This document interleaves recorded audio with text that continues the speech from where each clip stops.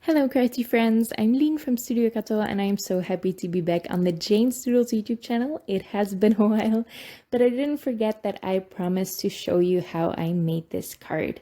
I really love how this one turned out and it uses my favorite hack for hot foiling with dies. We will get to that later, but for now, let's color in this sweet image from the Beary Sweet stem set by Jane's Doodles. This one was part of Jane's latest release, and I love it. It's so cute. I love Jane's bears. She has really cute bears, and yeah, I just really like this image because it's larger, so you really only need this one image to fill up a card, so it's quite easy as well. And it was just a lot of fun to color. You can do a lot with these sweaters. You can add stamping to it with small stamps. I kept it pretty simple. So when I'm just coloring plain blue, I always start with my darkest color and then I work my way towards my lightest. It is easier to blend your colors if you start with your lightest shade and build on top of that. But by the end, your lightest shade isn't going to be as light anymore. And I do love a large contrast between my lightest and my darkest shade. So I prefer to keep that lightest shade as light as possible, and that is why I start with my darkest shade instead. For the other sweater, I wanted to make a white sweater, and I do have to admit this coloring is not the one I stuck with. I colored this image again off camera, and that's the one I used on the card.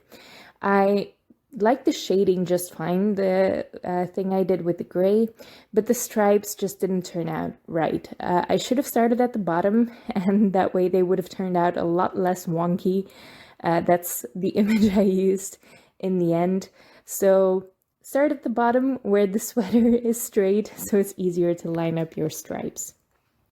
Now for this hot foiling hack, I am going to use the new Hearts die by Jane's Doodles. It's a great cover die. It doesn't cover an A2 size card, but you can stretch it a little with your die cutting machine. It's just, you have to be a little bit crafty for it, but that's the way we roll here. So I am going to use some really gorgeous foil by Spellbinders. I will link that below. And the hack here is parchment paper or baking paper, anything like that. Even the backing of sticker paper would work.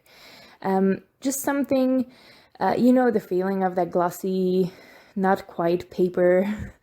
I don't know how to explain it. You just need something really thin between your foil and your die. This is that Hearts die that I was talking about, which makes very gorgeous background. If you just die cut it, do some die cut inlay, that could be really fun as well. But I am going to use it for hot foiling. Now, if you have been foiling for a little bit, you obviously know that you can foil with your dies. That's pretty simple, but the outcome or the result is usually very fine and dainty. It's almost not noticeable. What the parchment paper does, it thickens the line the die creates, so you get more of a intentional feeling. Here you can see them side by side because actually I forgot to use the parchment paper the first time I foiled this, and that's the one on the right. So the line is a lot thinner there, a lot less noticeable, and then you get a lot of shine where I did use that parchment paper in between the foil and my die. You can do this with any die. Sentiment dies are really fun as well to add to the background. That's a really fun way to stretch your supplies, but obviously it's easiest to do it with cover dies because you get a gorgeous background out of them. I am going to watercolor these hearts because I did want a little bit more color in my background. And I'm going to go for rainbow because I wanted actually a lot more color in my background. And I am going for a loose watercolor look. So I drop in a little bit of color on one side of the hearts. I stuck to one side because honestly, it's just easier to do. But if you really want a loose watercolor look, just drop the color wherever you want in the heart, then add a little bit of water, add a little bit of color if you want to make it a little bit more pigmented, And you don't even have to fill the heart up all the way. I tried to leave some white spots here and there, but I also just didn't think too much about it. I just wanted some color and a loose watercolor style background. The foil is going to resist the paint, so you are going to still see all of that shine even if you color a little bit outside of the lines.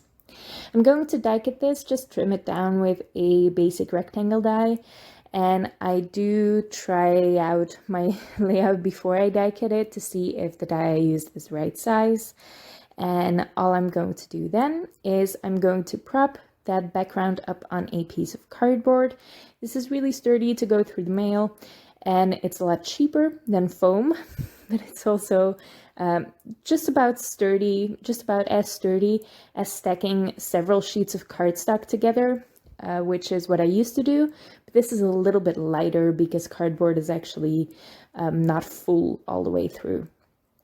I just used liquid glue to adhere all of that down, and I kind of wish I used some watercolor paper for my card base as well, because the whites don't match here and I don't love that look, but it turned out pretty in the end anyway. I'm propping the bears up on some foam tape, and that's it. I am going to finish this off with a couple of embellishments, but I didn't add a sentiment to this. I wanted this card to work for all and any occasion, so I might stamp a sentiment in the middle of the card or inside the card, but I might not. I might just write a personal message. I'm adding some clear hearts here with Nouveau Deluxe adhesive, and that finishes up this rainbow card. Jane's latest release was perfect for Valentine's Day.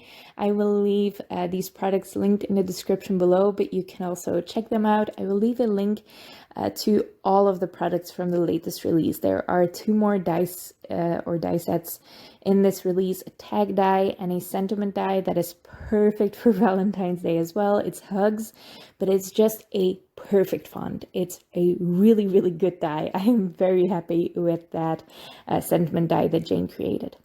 I hope you like this card. I hope you like those sweet little bears, and I hope you like the video as well. If you did, make sure to leave a thumbs up on this video, leave your thoughts in the comments below, and subscribe to see more of my videos on the Jane's Doodles YouTube channel. Thank you so much for watching, and I hope to see you next time.